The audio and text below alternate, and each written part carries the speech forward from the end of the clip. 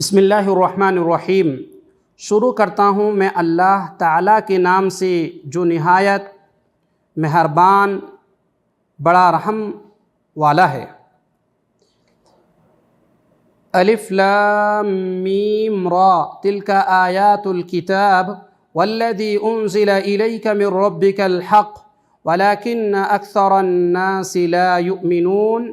الف لام میم را، یہ حروف ہے، یہ حروف مقطعات ہیں۔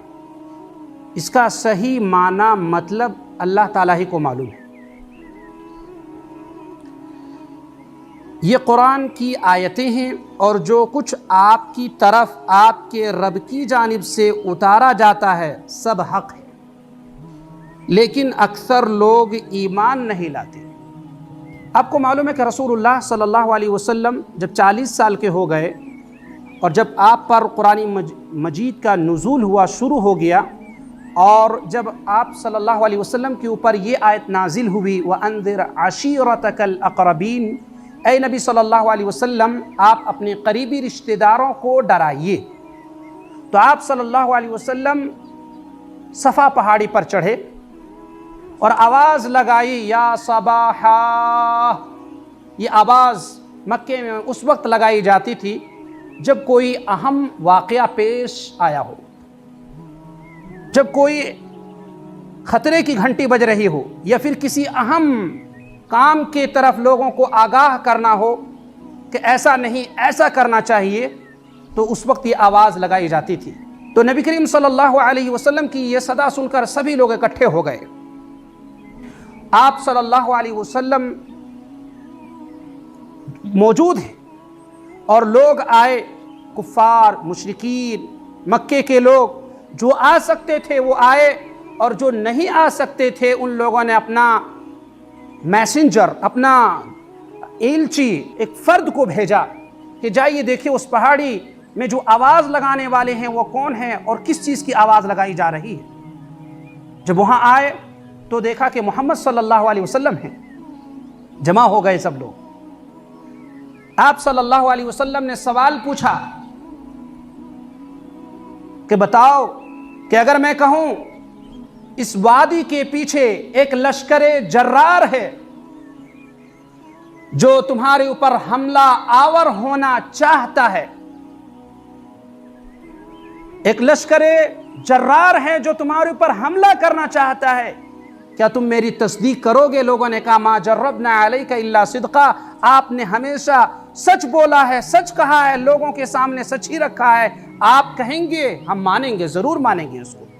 پھر آپ صلی اللہ علیہ وسلم نے کہا کہ اگر میں کہوں کہ ایک اس پہاڑی کے پیچھے جو حملہ آور ہیں اس سے کہیں زیادہ اہم پیغام یہ ہے کہ تمہیں عذاب علیم سے میں ڈرا رہا ہوں، قیامت قریب ہے اور حساب و کتاب ہوں گے، اور اگر اچھے اعمال کرو گے تو اللہ تمہیں جنت دے گا، برے اعمال کرو گے تو تمہیں جہنم دے گا۔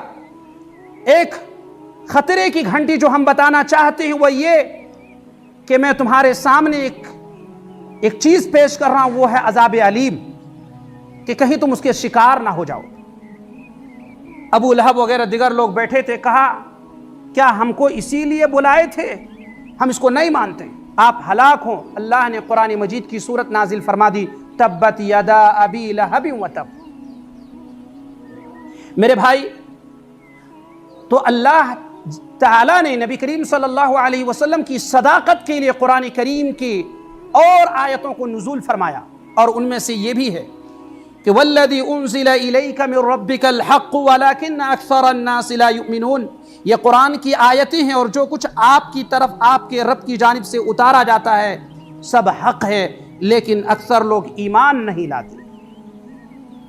یہاں یہ بھی بتلایا گیا ہے کہ جب رسول اللہ صلی اللہ علیہ وسلم کے جو پیغام تھے جو آپ لوگوں کو بتلا رہے تھے، تو ان لوگوں نے کیا کہا کہ اب ہم نے اس کو تصدیق بھری محفل میں، بھرے مجمع میں ہم نے رسول اللہ صلی اللہ علیہ وسلم کی تصدیق کی ہے، ہم اس کے بیچ میں کوئی غلطی نہیں نکال سکتے۔ اب ایسا کرنا ہے کہ جو یہ پیغام میسج دیا جا رہا ہے اس کو غلط ٹھہرا دو۔ تو اللہ تعالیٰ نے فرمایا اللہ کا پیغام غلط نہیں ہے، وہ حق ہے، لیکن اکثر لوگ ایمان نہیں رکھتے، اکثر لوگ جو ہے سمجھتے نہیں ہیں۔ تو میرے بھائی، قرآن حق ہے، قیامت حق ہے، عذاب علیم حق ہے، اور رسول اللہ صلی اللہ علیہ وسلم آخری رسول ہیں، خاتم النبیین ہیں، the seal of the prophets، last and final messenger of اللہ۔ ہمارے نبی صلی اللہ علیہ وسلم آخری رسول ہیں، اس کے بعد اب کوئی پیغمبر اور رسول اس سرزمین پر نہیں آئیں گے۔ یہ قرآن آخری کتاب ہے، اس کے بعد اب کوئی کتاب نہیں اترے گی، اب کوئی رسول نہیں آئیں گے۔ ہمیں کرنا کیا ہے؟ اس قرآن پر ایمان رکھنا ہے، رسول اللہ صلی اللہ علیہ وسلم کی تعلیمات کو ماننا ہے، اس پر عمل کرنا ہے، تبھی ہم نجات پا سکتے ہیں، اور اس کے علاوہ نجات اور کامیابی کی کوئی اور راستے نہیں ہیں۔ اللہ الذي رفع السماوات بغیر عمد ترونها ثم استوى على العرش وسخر الشمس والقمر كل يجري لأجل مسمى يدبر الأمر يفصل الآيات لعلكم بلقاء ربكم توقنون۔ اللہ وہ ہے جس نے آسمان کو بغیر ستونوں کے بلند کر رکھا ہے، تم اسے دیکھ رہے ہو، پھر وہ عرش پر قرار پکڑے ہوئے ہے، اسی نے سورج اور چاند کو ماتحتی میں لگا رکھا ہے، ہر ایک میعاد معین پر گشت کر رہا ہے، وہی کام کی تدبیر کرتا ہے، وہ اپنے نشانات کھول کھول کر بیان کر رہا ہے کہ تم اپنے رب کی ملاقات کا یقین کر لو۔ اس آیت کریمہ میں کئی اہم مسائل کی طرف اشارہ کیا ہے۔ اللہ تعالیٰ فرماتا ہے اللہ وہ ہے جس نے آسمانوں کو بغیر ستونوں کے بلند کر رکھا ہے کہ تم اسے دیکھ رہے ہو۔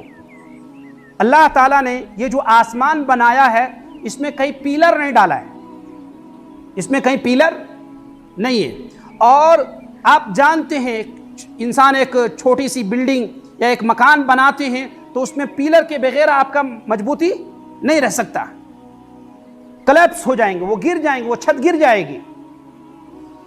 اللہ نے فرمایا کہ دیکھو یہ آسمان کو تو دیکھو کہ ہم نے اس میں کہیں پیلر نہیں ڈالا ہے، پھر وہ عرش پر قرار پکڑے ہوئے ہے۔ اللہ کہاں ہے؟ اللہ تعالیٰ ساتوں آسمان کے اوپر عرش پر ہے۔ اللہ رب العالمین کے بارے میں اتنا ہی بولنا ہے اور اتنا ہی سمجھنا ہے جتنا قرآن میں ہے اور جتنا محمد صلی اللہ علیہ وسلم نے اپنے فرمان میں اللہ کے بارے میں بیان کیا ہے۔ اگر یہ راستہ آپ چھوڑ دیں گے تو پھر گمراہ ہو جائیں گے، پھر دین حق سے ہٹ جائیں گے، پھر قرآن کا جو اصول ہے جو اللہ نے بیان فرمایا ہے اس سے آپ نکل جائیں گے، اور بے شمار فرقے ایسے پیدا ہوئے اس زمین پر جس نے عقل کا دخل دینے کی کوشش کیا، عقل کے ذریعے آیتوں کو سمجھنے کی کوشش کیا، فیل ہو گئے۔ اللہ تعالیٰ نے فرمایا اللہ تعالیٰ عرش پر ہے۔ کہاں ہے؟ عرش پر ہے۔ قرآن مجید میں اللہ تعالیٰ فرماتا ہے الرحمن علی العرش استوى، رحمان اللہ عرش پر ہے۔ کہاں ہے؟ عرش پر ہے۔ اب کچھ لوگ کیفیت بیان کرنے کی کوشش کرتے ہیں، مثالیں دے کر کے سمجھانے کی کوشش کرتے ہیں۔ اللہ کے لیے لیس کمثلہ شیء، اس کے لیے کوئی مثال نہیں ہے۔ کسی انسان سے مثال دی جائے اللہ کے لیے مناسب نہیں ہے، کسی بھی شیء سے اللہ رب العالمین کی مثال نہیں دی جا سکتی ہے۔ وَلِلَّهِ الْمَثَلُ الْأَعْلَى، اللہ کی مثال اعلیٰ ہے، عظیم ہے، کسی اور چیز سے اس کی مثال نہیں دی جا سکتی ہے۔ بہت سارے لوگ جو ہیں اس جگہ پہ آ کے پھنس جاتے ہیں اور کئی طریقے سے آیت کو سمجھانے کی لوگوں کو کوشش کرتے ہیں۔ میرے بھائی ایسا کرنا نہیں ہے، ہاں اتنا ہی بتلانا ہے جتنا اللہ نے قرآن میں اپنے بارے میں فرمایا۔ مثلا اللہ رب العالمین کے ہاتھ ہیں، اللہ فرماتا ہے ہم نے آدم کو خلقت بیدی، ہم نے آدم کو ہاتھ سے بنایا۔ پتہ یہ چلا اللہ رب العالمین کے ہاتھ ہیں، پر اپنے ہاتھ سے اشارہ کر کے نہیں سمجھا سکتے۔ دیکھیں میں نے اپنا ہاتھ کہاں رکھا؟ یہاں پہ۔ ہم اپنے ہاتھ کو سمجھانے کے لیے بھی مثال نہیں دے سکتے۔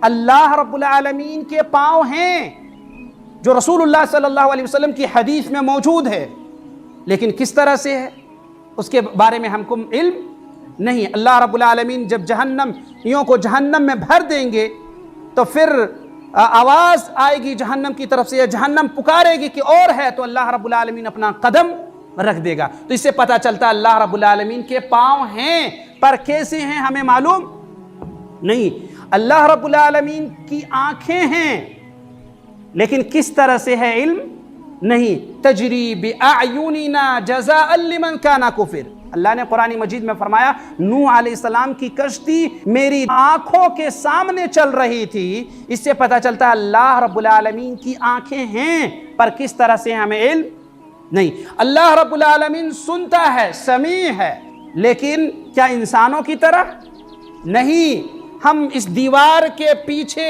کوئی آواز لگائے تو ہم نہیں سن سکتے، لیکن کیا اللہ رب العالمین کی مثال اپنے کان سے دی جا سکتی ہے؟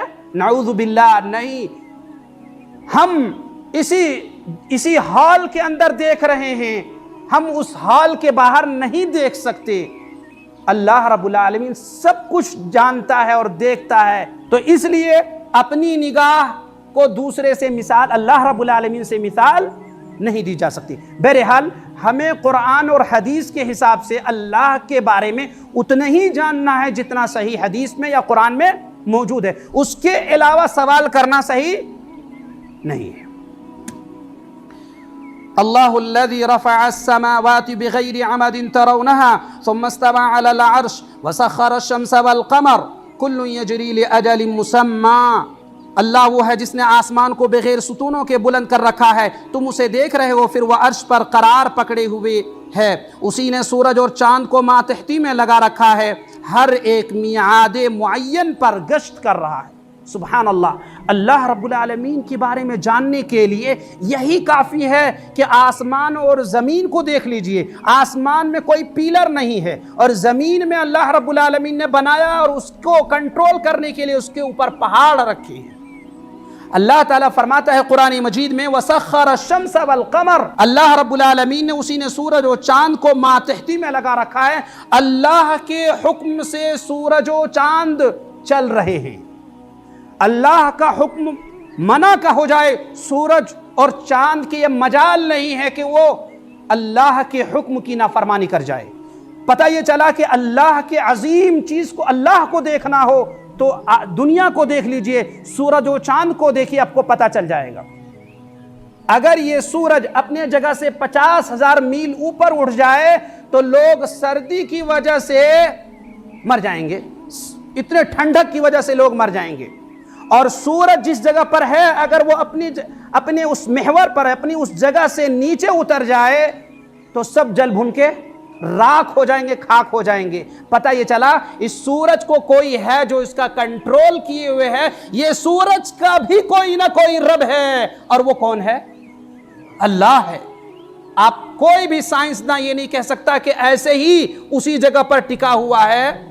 کسی نے کہنے کی کوشش کیا کہ یہ دنیا یوں ہی تیار ہو گئی ہے، اس کا بنانے والا کوئی نہیں ہے۔ نیوٹن نے کہا کہ اگر دیوار ہے اور اس دیوار سے ایک اینٹ کھینچ لیجئے، بھر بھر ساری اینٹیں گر جائے گی۔ اسی طرح سے بگ بینگ کے ذریعے الم ترى ان السماوات والارض كانتا رتقا ففتقناهما، آسمان و زمین باہم ملے تھے، اللہ نے اس کو جدا کیا۔ اس کا کریٹر، کائنات کا بنانے والا خالق کون ہے؟ اللہ ہے۔ اللہ فرماتا الم تر ان السماوات والارض كانتا رتقا ففتقناهما، اللہ رب العالمین نے آسمان و زمین کو جدا کیا۔ بعض لوگ بگ بینگ کا حوالہ دے کر کے یہ سمجھانے کی کوشش کرتے ہیں کہ یہ کائنات خود بخود تیار ہو گئی، اگر سورج جہاں سے ہے نیچے اتر جائے تو سب درہم برہم۔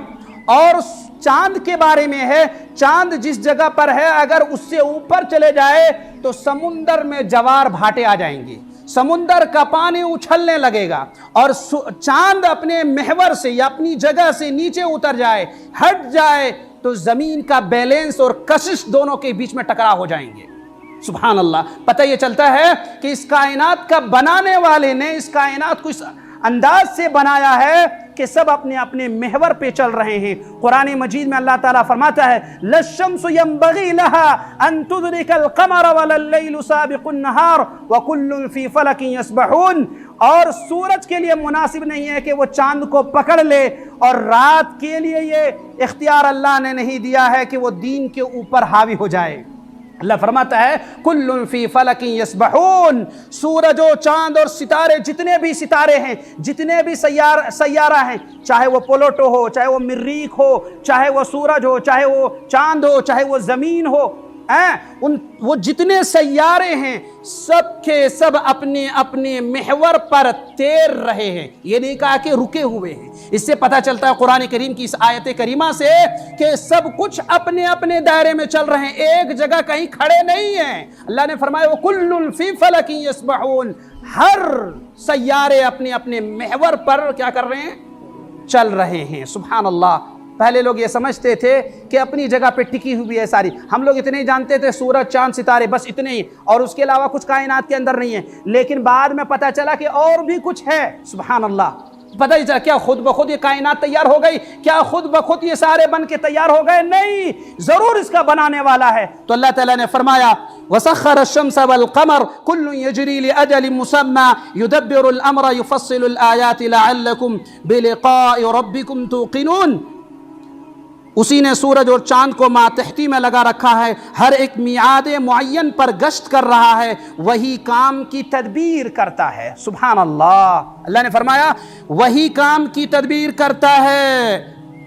یدبر الامر، معاملات کی تدبیر کرنا، بارش کب برسانی ہے، بارش کب ہوگی، کس مکان پر ہوگی، کس علاقے میں ہوگی، کتنی مقدار میں ہوگی، ہوا کی رفتار کیا ہوگی، اس کائنات کو چلانے کے بارے میں اس کا ماسٹر کون ہے؟ صرف اللہ رب العالمین ہے، اس کائنات کا کریٹر۔ پتہ یہ چلتا ہے یدبر الامر، معاملات کی تدبیر صرف اللہ رب العالمین فرماتا ہے۔ وفعال لما یرید ہے، وہ جیسا چاہتا ہے اس کائنات کو چلاتا ہے، اس کے چلانے میں کوئی دوسرا شریک نہیں ہے۔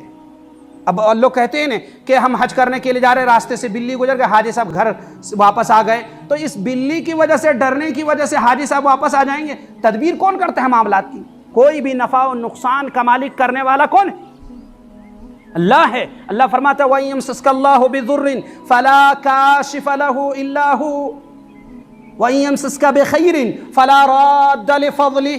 سبحان اللہ۔ اللہ رب العالمین فرماتا ہے اگر اللہ نے وَإِن يَمْسَسْكَ اللَّهُ بِالضُّرِّ، اگر کسی نقصان میں ڈال دے، فَلَا كَاشِفَ لَهُ إِلَّا هُوَ، تو اس نقصان سے بچانے والا اللہ کے سوا اور کوئی نہیں ہے۔ اور اللہ رب العالمین نے اگر آپ کی حق میں خیر لکھا ہے تو پوری دنیا مل کر اگر ٹالنا چاہے کہ اس کو خیر نہ ملے تو کوئی ٹال نہیں سکتا ہے۔ پتہ یہ چلا نفع نقصان کا مالک صرف اللہ ہے۔ کیا انسانوں میں سے کوئی نفع نقصان کا مالک ہے؟ کیا کوئی ہے؟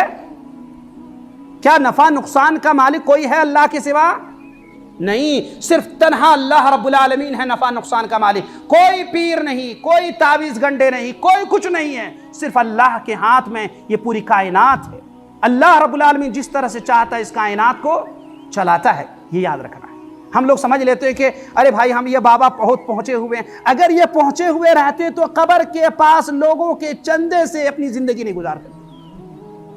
صحیح کی غلط؟ میرے بھائی تو یہ اب خیال رکھیے کہ جو شرک و بدعات میں پھنسے ہوئے ہیں اسے نکلنا چاہیے۔ قرآن کو غور سے سنیے، سمجھیے اور اس پر عمل کرنے کی کوشش کیجیے۔ اللہ کے سوا اس کائنات کے اندر کوئی اختیار، جب سورج کے پاس کچھ نہیں اختیار ہے، جب چاند کے پاس کوئی اختیار نہیں ہے، تو دنیا میں انسان کے پاس کسی کے پاس کچھ اختیار ہوگا؟ اللہ کے نبی صلی اللہ علیہ وسلم جب چاند دیکھتے تو کیا کہتے ہیں؟ ربی و ربک اللہ، اے چاند میرا بھی رب اور تیرا بھی رب کون ہے؟ اللہ ہے۔ انسانوں کا بھی رب کون ہے؟ اللہ ہے۔ اللہ کے سوا کوئی دوسرا رب نہیں ہے۔ وہ اپنی نشانات کھول کھول کر بیان کر رہا ہے کہ تم اپنے رب کی ملاقات کا یقین کر لو۔ سبحان اللہ۔ اللہ نے فرمایا کہ تمہیں یقین ہو جائے کہ ایک دن ہمیں اس کے پاس جانا ہے اور ملنا ہے۔ جو لوگ یوم آخرت کو بھول جاتے ہیں اور صرف دنیا ہی کو سمجھتے ہیں وہ نقصان میں ہیں، وہ نقصان میں۔ اپنے اندر تبدیلی لانے کی ضرورت ہے کہ نہیں، ایک دن مر کے ہمیں اللہ کے پاس جانا ہے اور وہاں حساب و کتاب ہے۔ وهو الذي مد الأرض وجعل فيها رواسي وأنهارا ومن كل الثمرات جعل فيها زوجين اثنين يغشي الليل النهار إن في ذلك لآيات لقوم يتفكرون۔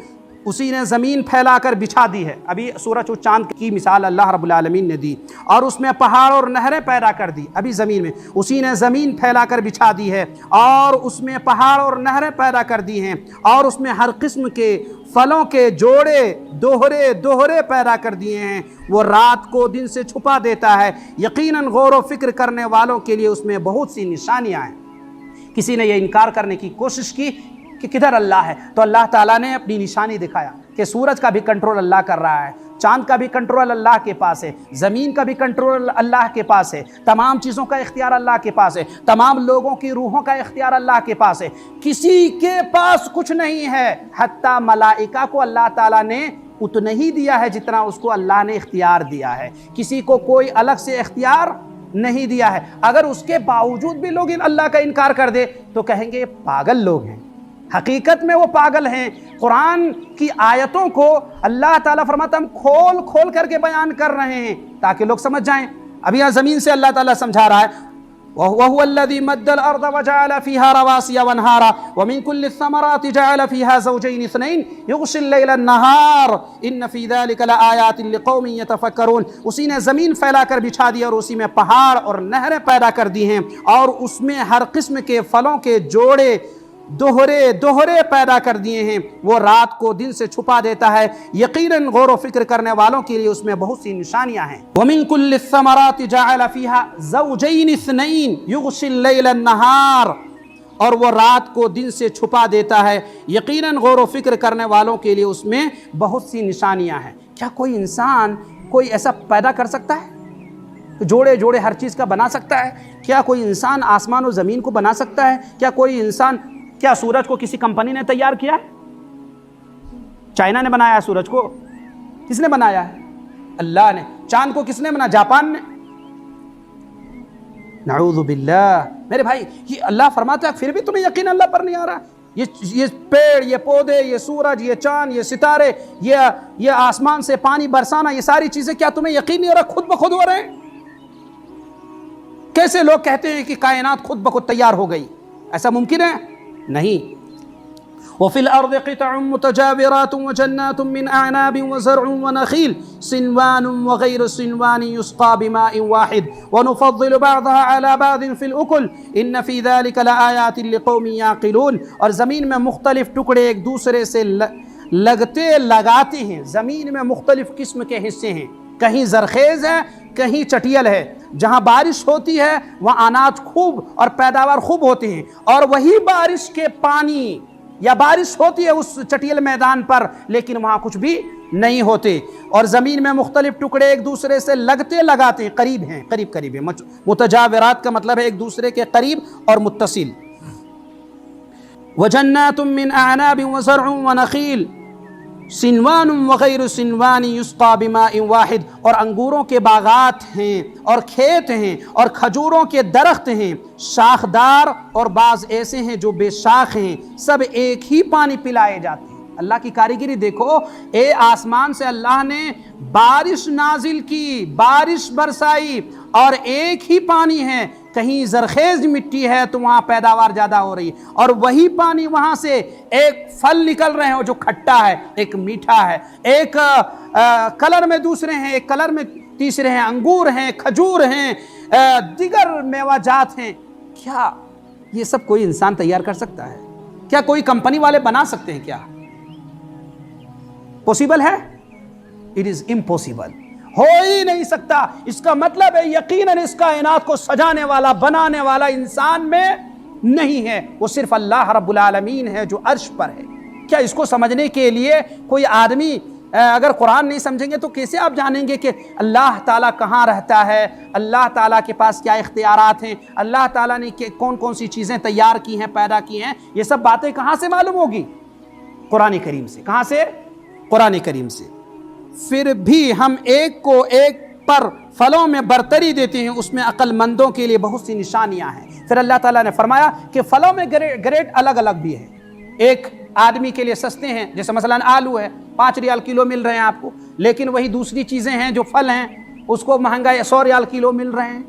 تو اللہ رب العالمین کا یہ نظام ہے، کس طرح سے اللہ تعالیٰ نے اس کائنات کو بنایا، سجایا، اور مختلف قسم کے اناج، پیڑ پودے اللہ تعالیٰ نے یہاں اگائے ہیں۔ تو کیا انسان کوئی کر سکتا ہے؟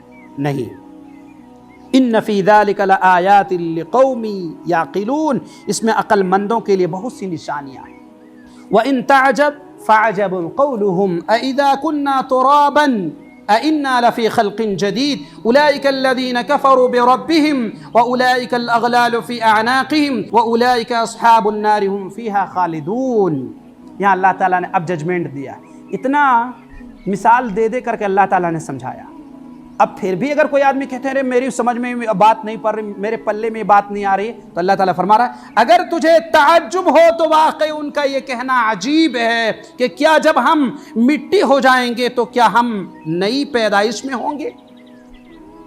سوال یہ ہے کہ اتنی ساری مثال دے کر جب نبی کریم صلی اللہ علیہ وسلم نے جب بتلایا کہ اے لوگو تمہیں ایک دن مرنا ہے اور مرنے کے بعد تمہارا اللہ تعالیٰ حساب و کتاب لے گا، تو لوگ تھرانے لگے، گھبرانے لگے کہ یہ رسول ہم ہی میں سے ہیں، یہ ہمارے خاندان میں سے، ہمارے علاقے میں سے ہیں، یہی 40 سال یہاں آپ رہے ہیں اور 40 سال کے بعد انہی میں سے اللہ تعالیٰ نے رسول بنایا، اور یہ کہتے ہیں کہ اے انسانوں تمہیں مرنا ہے اور مرنے کے بعد مٹی ہو جاؤ گے، اور پھر مٹی جب ہو جاؤ گے تو دوبارہ اٹھایا جائے گا۔ تو کہا یہ تو عجیب و غریب بات ہے۔ اَإِذَا مِتْنَا وَكُنَّا تُرَابًا ذَلِكَ رَجْعٌ بَعِيدٌ۔ کفار و مشرکین نے کہا کہ یہ محمد صلی اللہ علیہ وسلم کہہ رہے ہیں کہ اللہ نے فرمایا ہے کہ جب ہم مر کے مٹی ہو جائیں گے تو اللہ تعالیٰ پھر تمہیں دوبارہ لوٹائے گا، اللہ اپنے پاس تمہیں بلا لے گا اور حساب و کتاب ہوگا۔ تو ان لوگوں نے کہا ذَلِكَ رَجْعٌ بَعِيدٌ، یہ عقل میں بیٹھنے والی بات نہیں ہے، یہ عقل سے دور بات ہے، ہم اس کو ماننے کے لیے تیار نہیں۔ کس نے کہا؟ کفار نے، مشرکین نے، اہل قریش نے، کہ یہ جو پیغام ہے ہم اس کو نہیں مانتے ہیں، ایسا ہو ہی نہیں سکتا۔ اچھا آپ پوچھئے، اللہ تعالیٰ نے ایک جگہ قرآن مجید میں اور فرمایا اَإِذَا مِتْنَا وَكُنَّا تُرَابًا وَعِظَامًا أَإِنَّا لَمَبْعُوثُونَ، کہ یہ لوگ کہتے ہیں، تعجب کرتے ہیں کہ جب ہم مر کے مٹی ہو جائیں گے اور ہماری ہڈیاں ہی رہ جائے گی، یا ہم مر کے مٹی ہو کر کے صرف باقی ہڈی ہم رہ جائیں گے، تو پھر اِنَّا لَمَبْعُوثُونَ، پھر دوبارہ زندہ ہوگا۔ میرے بھائی سوچنے کی بات، جب اللہ تعالیٰ نے سورج چاند ستارے سب کچھ بنایا تو ایک انسان کو بنانا، مٹی میں ملانا، پھر دوبارہ زندہ کرنا کوئی مشکل ہے؟ ایک نوکیا کی کمپنی نے موبائل تیار کی، 1 2 3 تو لاکھوں پوری دنیا میں لوگ استعمال کر رہے ہیں، آئی فون لوگ استعمال کر رہے ہیں، سیمسنگ لوگ استعمال کر رہے ہیں۔ کمپنی کے لیے کیا مشکل ہے کیا دوسرے موبائل بنانا؟ اس طرح کے ایک جو بنا رہے ہیں کوئی مشکل؟ پھر اللہ تعالیٰ نے اس کائنات کو بنایا، کیا اس کے لیے کوئی مشکل ہے؟ اچھا آپ یہ غور کیجئے، اگر ابھی سے 25 سے 30 سال پہلے پیچھے چلے جائیے، 30 سال 40 سال کے پیچھے چلے جائیے، اگر آپ کسی آدمی سے پوچھتے کہ بھائی ایک ڈبہ ایسا آئے گا کہ اس میں کچھ نمبر ڈالو اور آپ کو ادھر سے السلام علیکم بولیں گے تو آپ کو آواز بھی آئے گی اور میری تصویر بھی آپ کے سامنے جائے گی، تو لوگ بولے پاگل ہو گیا کیا، ایسا کہیں دنیا میں نہیں ہوگا بھائی۔ بولے گا اگر 100 سال بھی دنیا ہو پھر بھی اس طرح کی کیسے ہوگا، کوئی ڈبہ سے آدمی دکھے گا، یقین ہوگا؟ کوئی ماننے کے لیے تیار؟ 30 سال 35 سال پہلے کوئی ماننے کے لیے تیار نہیں ہوتا، لیکن کیا اس وقت ہم اس کا انکار کرتے ہیں کہ موبائل کوئی چیز نہیں ہے، ہاں فوٹو سے کوئی چیز نہیں ہے، کوئی نہیں دکھتی، کوئی باتیں نہیں ہوتی، کیا انکار کرتے ہیں؟ نہیں۔ تو اللہ تعالیٰ نے فرمایا وہ لوگ کہتے ہیں کہ ایسا کبھی نہیں ہوگا کہ ہم مر کے مٹی ہو جائیں گے پھر اللہ تعالیٰ ہم کو دوبارہ زندہ کر دے گا۔ تو اللہ فرماتا اللہ تعالیٰ کے لیے کوئی بعید نہیں ہے، اللہ رب العالمین کے لیے کوئی مشکل نہیں ہے۔ جس چیز کو اللہ تعالیٰ نے پہلے دفعہ بنایا ہے پھر دوبارہ اس کا بنانا اللہ کے لیے تو کچھ بھی مشکل نہیں ہے۔ اللہ فرماتا ہے منہا خلقناکم وفیہا نعیدکم ومنہا نخرجکم تارۃ اخری، ہم نے تم کو منہا خلقناکم مٹی سے بنایا۔ آدم کو ہم نے کہاں سے بنایا؟ آدم علیہ السلام کو مٹی سے بنایا۔ منہا خلقناکم وفیہا نعیدکم، اور ہم تمہیں مٹی میں پھر تمہیں دفن کریں گے۔ تمہارا دفن کہاں ہوگا؟ تم دفن کہاں ہوگے؟ مٹی میں۔ وَنُخْرِجُكُمْ تَارَةً أُخْرَىٰ، پھر اللہ رب العالمین تمہیں مٹی سے دوبارہ نکالے گا۔ تو اللہ تعالیٰ کے لیے کوئی بعید جو مر کے مٹی میں ہو جائیں گے پھر بھی اللہ رب العالمین کے لیے کوئی بعید نہیں ہے، کوئی مشکل کام نہیں، کوئی ڈیفیکلٹ نہیں ہے۔ ہمارے اور آپ کے لیے کوئی چیز بنانا مشکل ہے، اللہ رب العالمین کے لیے کچھ بھی مشکل نہیں، کن فیکون، اللہ آرڈر دے گا، حکم دے گا، کام ہو جائے گا۔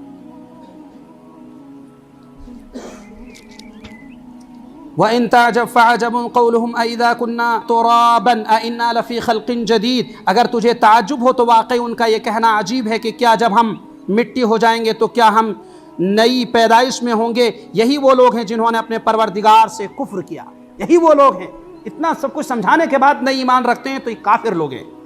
یہی کافر کا مطلب یہی ہے کہ اللہ کی نشانیوں کو دیکھنے کے باوجود اس کا انکار کرے۔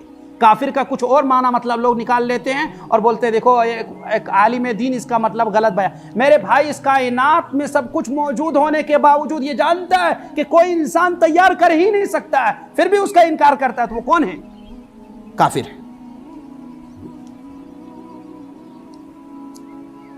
وَأُولَئِكَ الْأَغْلَالُ فِي أَعْنَاقِهِمْ، جن کی گردنوں میں طوق ہوں گے، یہی وہ لوگ ہیں جن کی گردنوں میں طوق ہوں گے، اور یہی ہیں جو جہنم کے رہنے والے ہیں، جو اس میں ہمیشہ ہمیشہ رہیں گے۔ اللہ تعالیٰ نے واضح کر دیا ایسے لوگ جنت نہیں جائیں گے۔ جو اللہ پر یقین رکھتے ہیں، ایمان رکھتے ہیں، رسول اللہ صلی اللہ علیہ وسلم کی بات کو مانتے ہیں، اس پر عمل کرتے ہیں، وہی لوگ جنت میں جائیں گے۔ اور جو لوگ بس انٹیلیجنس بنے ہوئے دنیا کے کائنات کو سب کھوج کر رہے ہیں، بہت ساری نئی نئی چیزیں دریافت کر رہے ہیں، موبائل بنا رہے ہیں، دنیا بھر کا ساری چیزیں تیار کر رہے ہیں، اگر وہ اللہ پر یقین اور ایمان نہیں رکھتا ہے تو وہ آدمی جنت میں کبھی نہیں جائے گا۔ لا تدخلوا الجنت حتی تؤمنوا، تم میں سے کوئی جنت میں داخل نہیں ہوا جب تک کہ وہ ایمان والا نہ ہو جائے۔